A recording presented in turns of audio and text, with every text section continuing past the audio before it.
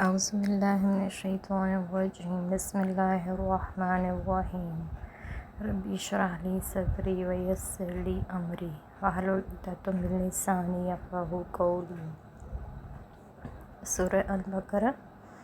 آیت نمبر 166۔ استبرأ الذین طبعوا من الذین اتبعوا ورأوا العذاب وتقطعت بهم الاسباب۔ جب پیشوا قسم کے لوگ جن کے پاس دنیا میں پیروی کی جاتی ہے عذاب کو دیکھیں گے تو وہ اپنے پیروں مریدوں سے بیزار ہو جائیں گے اور ان کے باہمی تعلقات منقطع ہو جائیں گے۔ اس دنیا میں تو عالم اسباب کی بہت سی باتیں انسان کی آنکھوں سے مخفی ہیں، مگر قیامت کو جب یہ سب اسباب واضح طور پر دیکھ لیں گے تب انہیں معلوم ہوگا کہ اقتدار کے اختیارات تو صرف اللہ ہی کو حاصل تھے اور حاصل ہیں، اور ہمارے پاس کچھ بھی نہیں تھا۔ مگر اس وقت ان کی یہ ندامت کسی کام نہ آئے گی اور سخت عذاب میں مبتلا ہوں گے، یعنی اس دن یہ باتیں جاننے سے ان کو کوئی فائدہ نہیں ہوگا حاصل۔ اگر وہ یہ باتیں دنیا میں جان لیتے تو شاید وہ اپنے آپ کو اس عذاب سے بچا سکتے۔ وقال الذین اتبعوا لو ان لنا قرۃ فنتبرأ منہم کما تبرؤوا منا۔ اور جو لوگ پیروی کرتے رہے مرید وہ بول اٹھیں گے کاش ہمارے دنیا میں جانے کا پھر ایک موقع ملے۔ وہ بول اٹھیں گے کاش ہمیں دنیا میں جانے کا پھر ایک موقع ملے تو ہم بھی ان سے ایسے ہی بیزار ہو جائیں جیسے یہ آج ہم سے بیزار ہو گئے۔ اللہ تعالیٰ انہیں ان کے اعمال اس طرح دکھلائے گا کہ وہ ان پر حسرتوں کا موقع بن جائیں گے اور وہ دوزخ سے کسی قیمت پر بھی نکل نہ سکیں گے۔ ان دو آیات میں یعنی پچھلی آیت میں اور اس میں میدان حشر کا منظر پیش کیا جا رہا ہے اور مشرکوں اور ان کے معبودوں یعنی مرشدوں اور مریدوں اور پیروکاروں کے درمیان بات چیت بیان کی جا رہی ہے۔ جو لوگ یہاں دنیا میں اپنے مریدوں کے مشکل کشا، حاجت روا اور شفاعت کے ٹھیکیدار بنے ہوئے تھے، قیامت کے دن چونکہ اللہ کے حضور جواب دہی کی دہشت اور خوف اس قدر زیادہ ہوگا کہ ہر ایک کو اپنی ہی جان کی پڑی ہوئی ہوگی، لہٰذا یہ پیشوا حضرات ان مریدوں کی امداد یا سفارش سے نہ صرف انکار کریں گے بلکہ دنیا میں ان کو اپنا مرید ہونے سے بھی انکار کر دیں گے اور کہیں گے کہ ہمارا ان سے کوئی تعلق نہیں اور نہ ہی ہم انہیں پہچانتے ہیں، حالانکہ دنیا میں تو وہ ان کے پیچھے بھاگے پھرتے تھے، بلکہ ان سے بیزاری اور نفرت کا اظہار کریں گے۔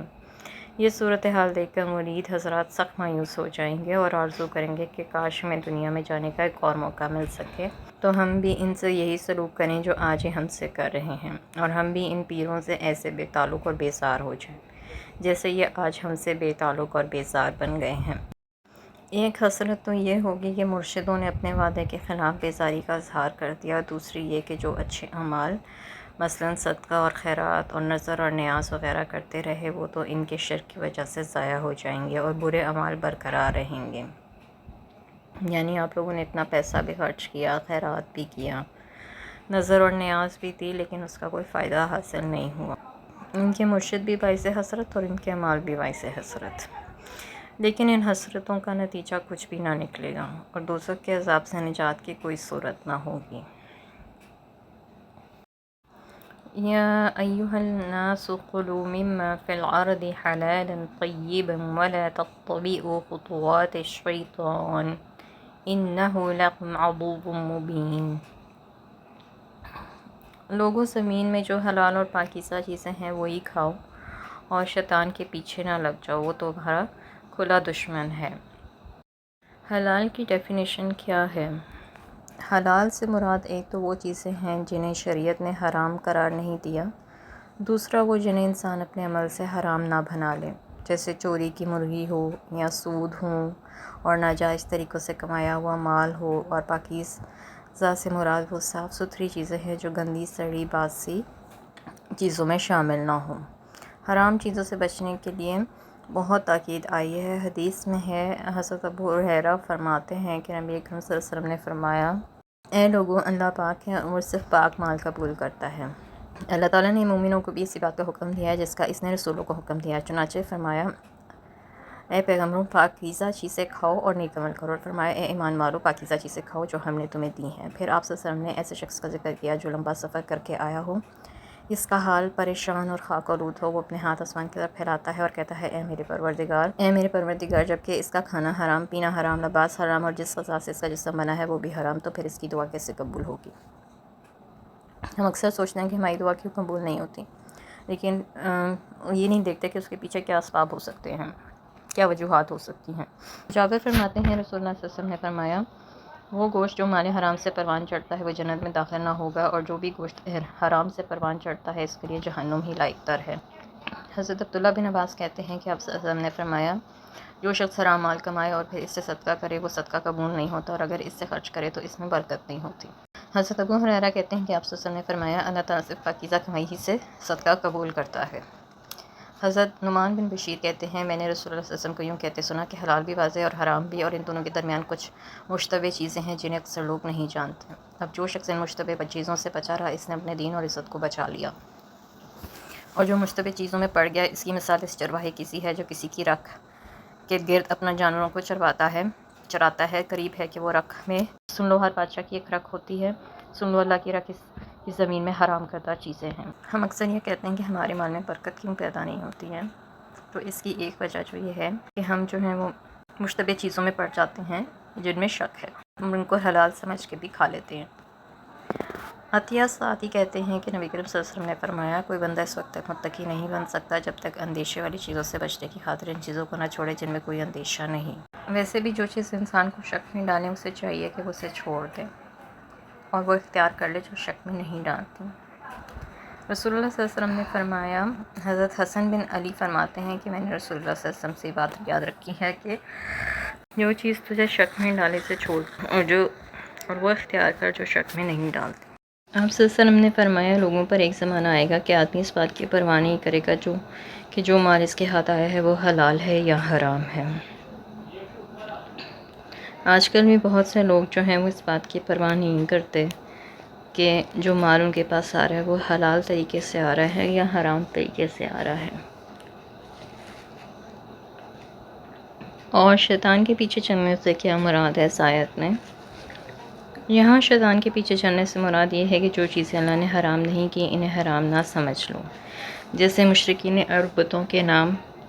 سانڈ چھوڑ دیتے تھے، پھر ان جانوروں کا گوشت کھانا یا ان سے کسی طرح کا بھی نفع اٹھانا حرام سمجھتے تھے، یا کسی مخصوص کھانے پر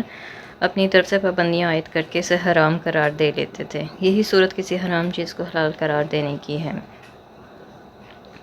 جیسے یہود نے سود کو حلال قرار دے لیا تھا، امیوں کا مال کھانا جائز سمجھتے تھے، اور یہ شرک ہے۔ یہودی جو تھے وہ اپنے سے کمتر لوگوں کا جو مال تھا اس کے اوپر اپنا حق سمجھتے تھے، حالانکہ حلال و حرام قرار دینے کے اختیارات صرف اللہ کو ہیں۔ آپ صلی اللہ علیہ وسلم نے فرمایا کہ قیامت کے قریب میری امت میں سے کچھ ایسے لوگ ہوں گے جو شراب کا کوئی دوسرا نام رکھ کر اس کو حلال بنا لیں گے۔ اور ابو مالک کہتے ہیں کہ میں نے آپ صلی اللہ علیہ وسلم سے سنا ہے کہ آپ صلی اللہ علیہ وسلم فرماتے تھے کہ میری امت میں سے کچھ لوگ پیدا ہوں گے جو زنا، ریشم، شراب اور گاجے باجے وغیرہ کے دوسرے نام رکھ کر انہیں حلال بنا لیں گے، اور ایسی سب باتیں اللہ کی صفات میں شرک کے مترادف ہیں، کیونکہ حرمت جو ہے وہ صرف اللہ کے اختیار میں ہے، اور اللہ تعالیٰ جو ہے وہ ہر چیز کو حلال اور حرام ٹھہرا سکتا ہے۔ انما یأمرکم بالسوء والفحشاء وان تقولوا علی اللہ ما لا تعلمون، وہ تو تمہیں برائی اور بے حیائی کا ہی حکم دے گا۔ کون؟ شیطان۔ چونکہ شیطان انسان کا دشمن ہے لہٰذا وہ ہمیشہ تمہیں کوئی بری بات یا بے شرمی یا بے حیائی کی بات ہی سمجھائے گا، وہ بھی اس طرح کہ تمہاری نظروں میں وہ بھلی معلوم ہو، نیز اس بات کا کہ تم اللہ کے ذمے ایسی باتیں لگا دو جن کا تمہیں خود علم نہیں۔ اور کیا شیطان چاہتا ہے ہم سے؟ کہ ہم خود ساختہ رسموں اور پابندیوں کے متعلق یہ سمجھیں یا یہ تاثر دینا کہ یہ اللہ کے احکام ہیں، جبکہ ان کے اللہ کی طرف سے ہونے کی کوئی دلیل موجود نہ ہو۔ اللہ کے ذمہ جھوٹ لگانے کے مترادف ہے، جو بہت بڑا گناہ ہے، جس سے ہمارے ہاں کلچرل چیزوں کو جو ہے وہ اللہ سے جوڑ دیتے ہیں، اور بہت سی خود ساختہ رسموں کو دین سے جوڑ دیتے ہیں جن کے دین میں کوئی دین میں ان کا کوئی بیان ہی نہیں ہے، وہ دین میں پائی ہی نہیں جاتی۔ جیسے شادی بیاہ کے موقع پہ مہندی اور یہ ڈھول کی جو رسم ہے، یہ ایک خود ساختہ رسم ہے، یہ ہمارے دین میں نہیں ہے بلکہ یہ ایک کلچرل چیز ہے۔ وَإِذَا قِيلَ لَهُمُ اتَّبِعُوا مَا أَنزَلَ اللَّهُ قَالُوا بَلْ نَتَّبِعُ مَا أَلْفَيْنَا عَلَيْهِ آبَاءَنَا أَوَلَوْ كَانَ آبَاؤُهُمْ لَا يَعْقِلُونَ شَيْئًا وَلَا يَهْتَدُونَ۔ جب ان کفار اور مشرکین سے کہا جاتا ہے کہ اس چیز کی پیروی کرو جو اللہ نے نازل کی ہے، تو کہتے ہیں کہ اسی طریقے کی پیروی کریں گے جس پر ہم نے اپنے آباء و اجداد کو پایا ہے۔ اگر ان کے آباء و اجداد ہی کچھ نہ سمجھتے ہوں اور نہ ہی وہ راہ ہدایت پر ہوں، تو کیا پھر بھی یہ لوگ انہی کی پیروی کریں گے؟ اپنے بزرگوں کی تقلید کرنا جو ہے وہ سب سے بڑا گمراہی کا سبب ہے۔ انسان اپنے بزرگوں سے عقیدت کی وجہ سے یہ سوچنے کی زحمت گوارا ہی نہیں کرتا کہ ان میں بھی کوئی غلطی ہو سکتی ہے۔ ہم یہ کبھی بھی نہیں کہتے کہ ہمارے ماں باپ غلط ہوں گے، ہمارے دادا دادی یا نانا نانی غلط ہو سکتے ہیں۔ اسی لیے اللہ تعالیٰ نے قرآن میں بے شمار مقامات پہ بزرگوں کی تقلید کی مذمت فرمائی ہے اور اسے شرک قرار دیا ہے، کیونکہ بزرگوں کا عمل کوئی شرعی دلیل نہیں ہوتا، بلکہ ہر کام کے متعلق یہ تحقیق ضروری ہوتی ہے کہ آیا وہ شرعاً جائز ہے یا نہیں، خواہ اس کی صد میں اپنے آپ پر یا اپنے باپ دادا پر ہی کیوں نہ پڑتی ہو۔ ایسا نہ ہونا چاہیے کہ اگر کسی کے باپ دادا سے کوئی غلط کام ہو گیا ہو تو وہ غلطی پشت در پشت اس کی نسلوں میں منتقل ہوتی چلی جائے،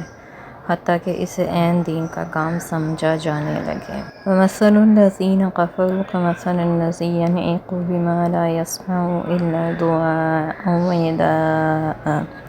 صُمٌّ بُكْمٌ عُمْيٌ فَهُمْ لَا يَعْقِلُونَ۔ کافروں کی مثال ایسی ہے کہ کوئی شخص ایسی چیز مثلا جانوروں کو پکارتا ہے، وہ جانور اس کی پکار اور آواز کے سوا کچھ بھی سمجھ نہیں سکتے،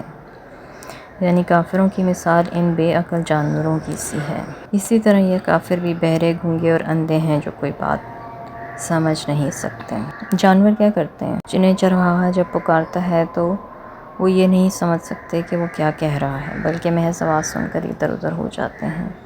جانوروں کی طرح یہ کافر بھی حق بات سن کر نہ اسے سمجھ سکتے ہیں اور نہ ہی حق بات کہہ سکتے ہیں، اور حق بینی کے معاملے میں اندھے ہیں۔ پھر انہیں ہدایت نصیب ہو تو کیسے ہو، جبکہ ہدایت پانے کے سارے راستے انہوں نے خود ہی اپنے آپ پر بند کر رکھے ہیں۔ اگر آپ نے کبھی کوئی جانور پالا ہو، جیسے اکثر لوگوں نے بلیاں یا کتے اس طرح سے پالے ہوتے ہیں، کچھ لوگوں نے بکریوں کے بچے پالے ہوتے ہیں، تو ان کو اس بات کا اچھی طرح اندازہ ہوگا کہ آپ ان کو جتنی بھی آوازیں دیتے جائیں وہ آپ کی بات نہیں سنتے یا سمجھ سکتے ہیں۔ سبحانک اللہم و بحمدک، اشہد ان لا الہ الا انت، استغفرک و اتوب الیک۔